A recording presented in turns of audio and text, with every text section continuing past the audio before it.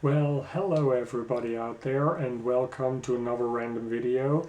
And in today's video I want to tell you everything you need to know about Minidisc.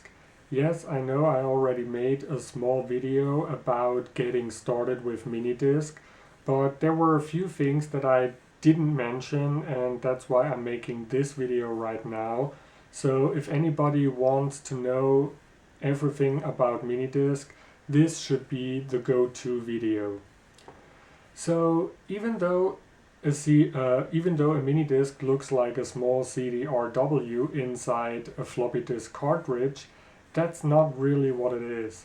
A Minidisc is a magneto-optical disc, which means it is being recorded magnetically and then being read with a laser similar to a CD. And that's why Minidiscs are incredibly robust and reliable, because you can't even destroy the recording on a Minidisc with a magnet, because you need to heat up the Minidisc first, and that's something that usually nobody does. And even though recordable Minidiscs are magneto-optical discs, pre-recorded Minidiscs are actually basically the same thing as a pre-recorded CD. They aren't magneto-optical, but that doesn't mean that they are CDs or that they have CD quality. They still have the same Minidisc quality because they are being quote-unquote recorded with the same format, which is something that we will get to later in this video. So yeah, that's the first thing. The second thing is, if you want to prolong the life of your Minidisc devices, make sure that you also check the Minidiscs for dust and dirt, because even though the disc is protected from scratches and fingerprints and stuff like this, dust and dirt can still get inside the Minidisc. So open the shutter and check both sides if there is any dust or dirt inside, especially on the top of the Minidisc, because this is the only time or the only part where you have physical contact between the disc inside and your Minidisc device. Because when you record a Minidisc, the record head actually sits on top of the Minidisc, and if there is any dust or dirt, it will damage both your Minidisc as well as your record head, and this is obviously something that we don't want to do, or that's something that we don't want to have. And depending on how often you record Minidiscs, you should also maybe clean your record head at least once a year. And yes, avoid those cleaning discs. Please avoid them, because they will damage your record head. Use a Q-tip and some rubbing alcohol, and then you should be fine.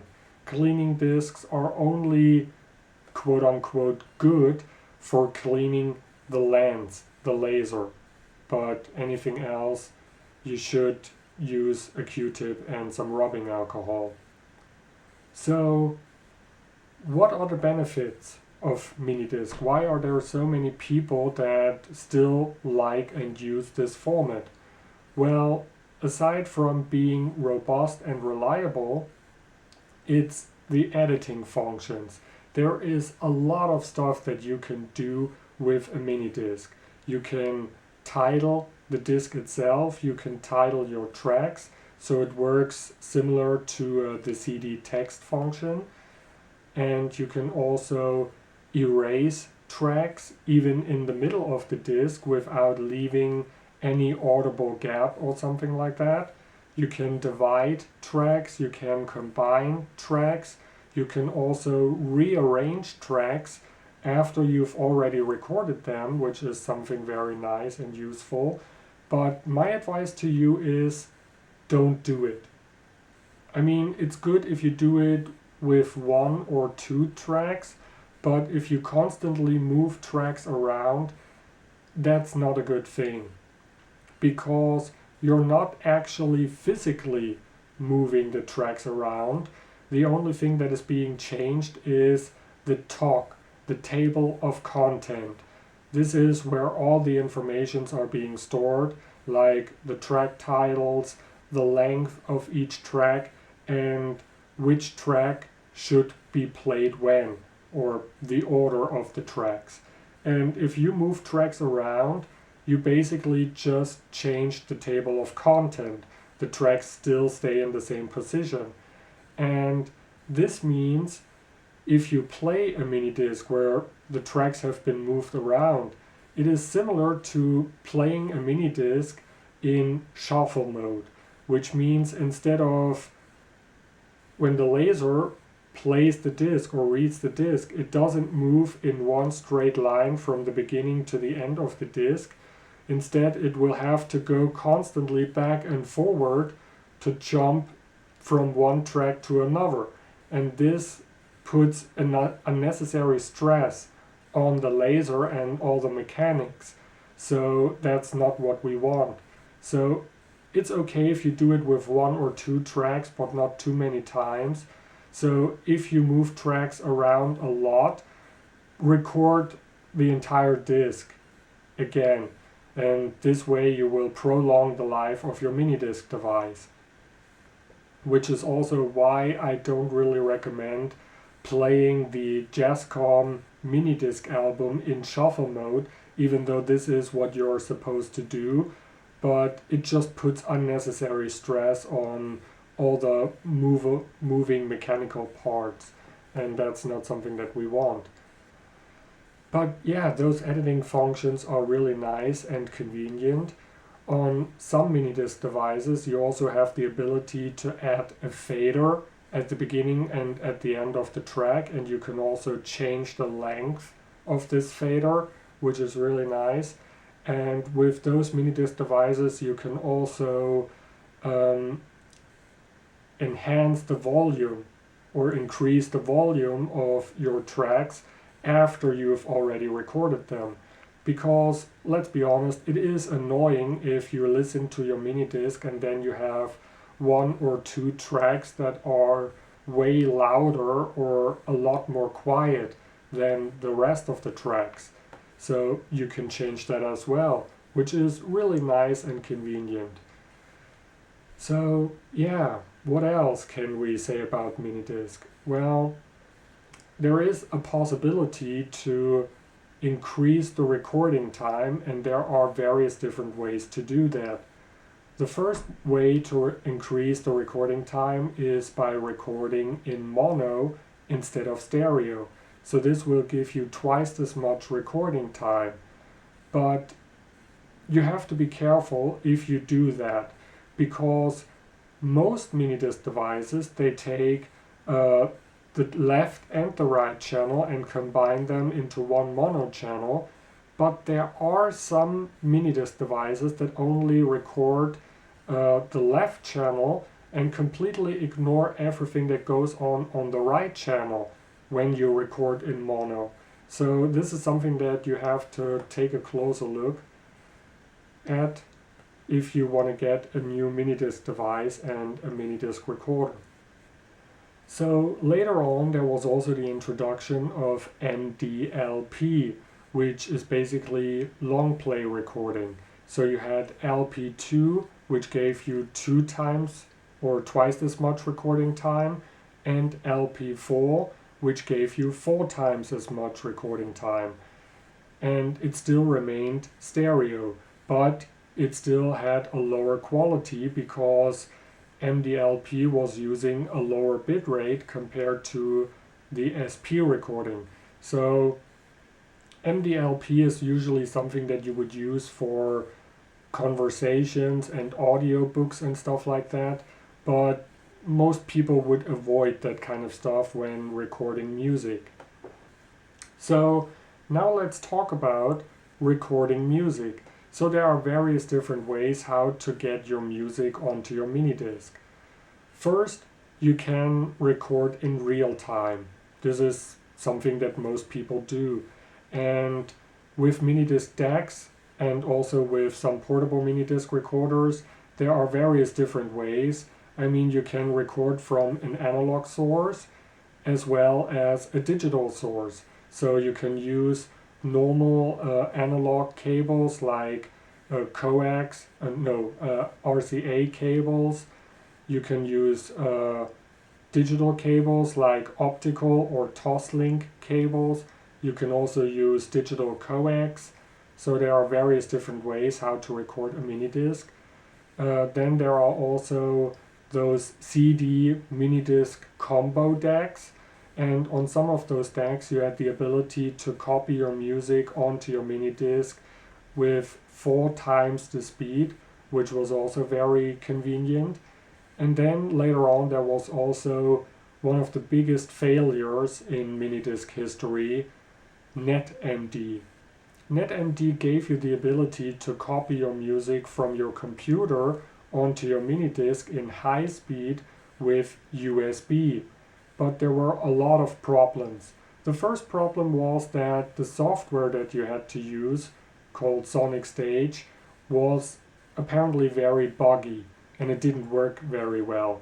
I mean, I never experienced any problems with this software, but I also only used Sonic Stage, I would say 3 to 4 times, so maybe I didn't use it long enough to experience any problems. But I would say the biggest problem with NetMD was the fact that the finished recording on your minidisc had a lower quality compared to recording your minidisc in real time, because for some reason NetMD was using a lower bit rate. Nobody really knows why, but yeah, at that point you had to sacrifice quality for convenience, which is incredibly stupid. I mean, you can still use a NetMD recorder and record in real time and everything would be fine, but I recommend that you should avoid using NetMD and Sonic Stage and all this kind of stuff, because I would say it's not really worth it. So now let's talk about the evolution of minidisc. I mean, minidiscs and compact cassettes are basically the only physical recording formats that evolved and got better over time. This is something that never happened before and it probably won't happen again. So the first thing that changed was the length of the mini discs. So we have 60 minute, 74 minutes and 80 minute discs. And later on we also had the 1 gigabyte high MDs, which gave you the ability to record over 7 hours in normal mini disc quality, or something like 74 or maybe even 80 minutes in lossless PCM quality. But we'll talk about them later. So this was the first thing that changed. The second thing that changed was, of course, the quality of the recording format, which is ATRAC. And ATRAC is a very, very interesting recording format, because even though it is a loosey compression format, there were still a lot of people who say if you record something from a CD onto minidisc, that the recording sometimes sounded better than the original. So the question is, how is that possible? Well, ATRAC is trying to compress the music and decrease the amount of information by cutting away or getting rid of all the various different frequencies that we can't hear. And in order to compensate this loss of quality, it would also increase various different other parts of the music or different frequencies, which leads to a recording that sometimes sounded richer and fuller and kind of stronger than the original. So yeah, this is something that is possible, but it also depends on the ATRAC version that is being used to record your mini disc.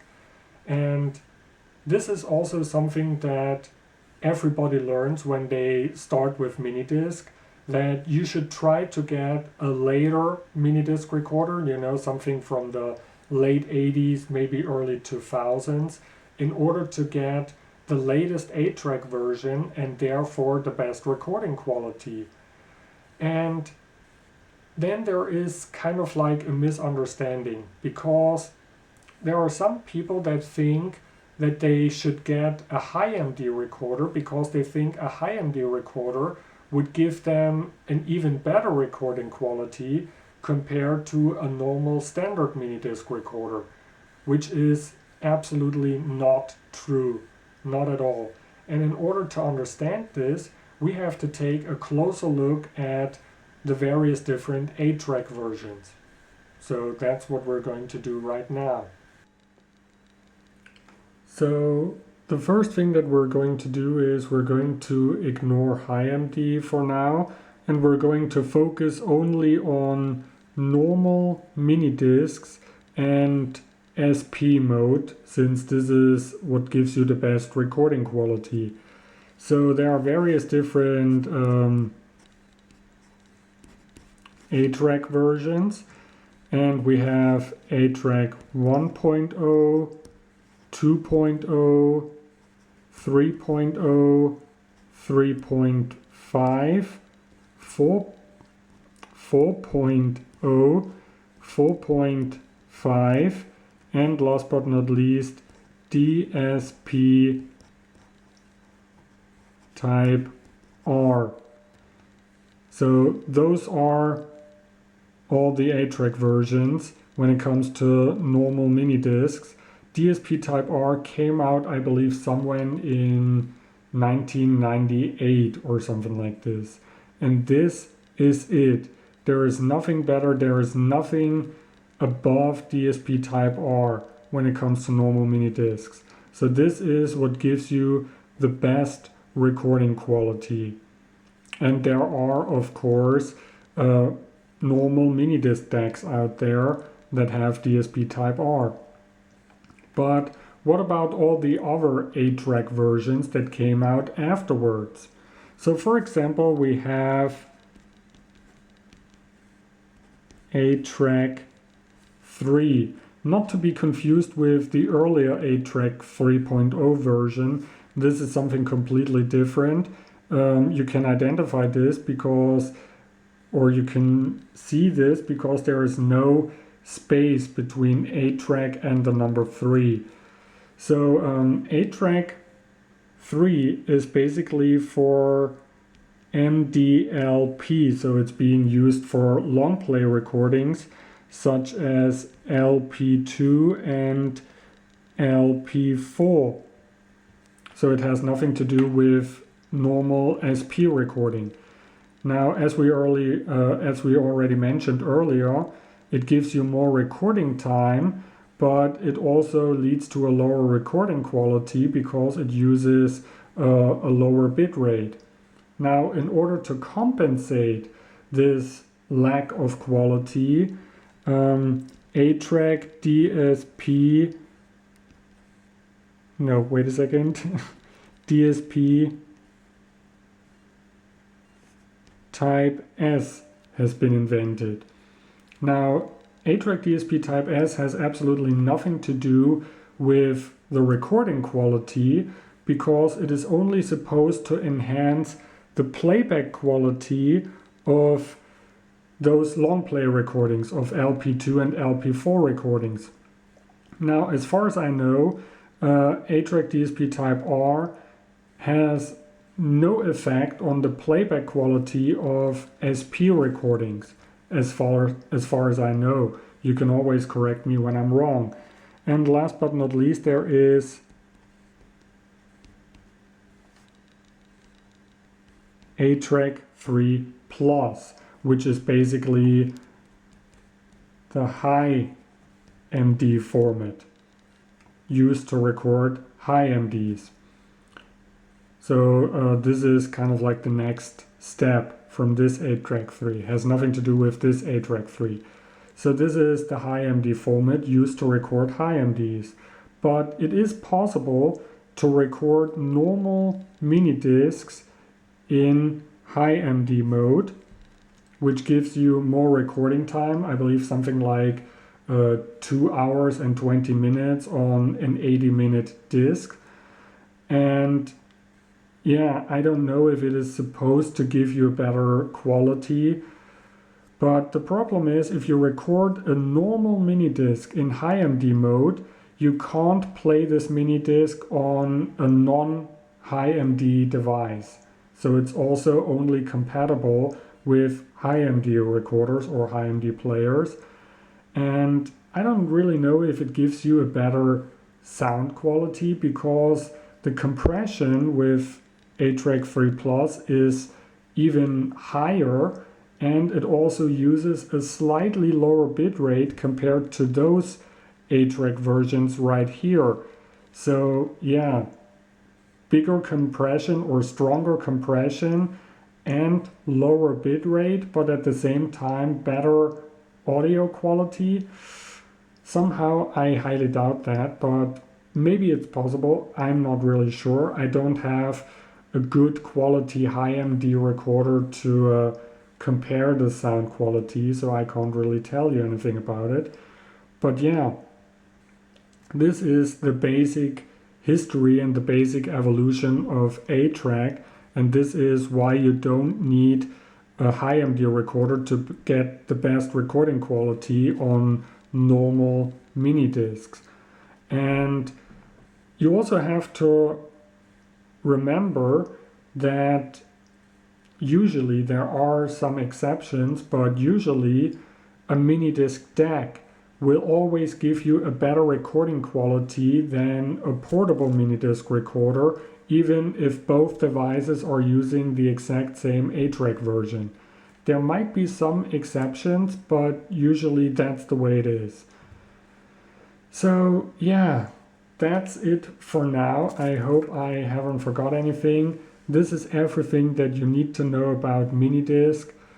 I hope you liked this video, and yeah, thanks for watching, and I see you in the next random video. Bye.